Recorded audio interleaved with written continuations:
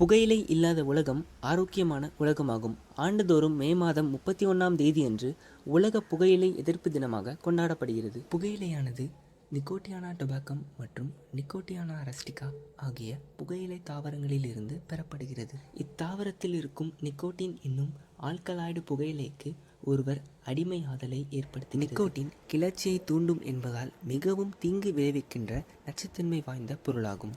புகைப்பிடித்தலின் போது வெளிப்படும் புகையில் உள்ள பென்சோபைரின் மற்றும் பாலிசைக்ளிக் ஹைட்ரோகார்பன் என்னும் புற்றுநோய் காரணிகள் நுரையீரலில் புற்றுநோயை உண்டாக்குகின்றன. புகைப்பிடிப்பதால் தொண்டை மற்றும் மூச்சுக்குழலில் ஏற்படும் வீக்கம், மூச்சுக்குழல் அழற்சி மற்றும் நுரையீரல் காச நோய்க்கு வழிவகுக்கிறது.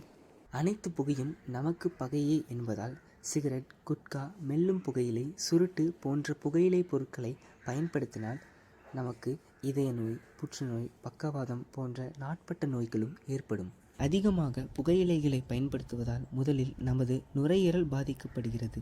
இதை முன்னிட்டு உலக சுகாதார நிறுவனத்தின் உறுப்பு நாடுகள் சேர்ந்து இந்நாளை 1987ஆம் ஆண்டில் சிறப்பு நாளாக அறிவித்தது.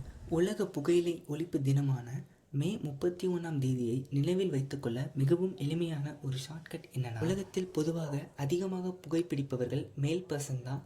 அந்த மேலோட மூஞ்சி ஒரு மாதிரி இருக்கும். இந்த ஷார்ட்கட்டில் மேல்னா மேன் அர்த்தம், மூஞ்சினா மூணு அர்த்தம், ஒருனா ஒன்றுன்னு அர்த்தம். மே 31 உலக புகையிலை எதிர்ப்பு நாள் ஆகும்.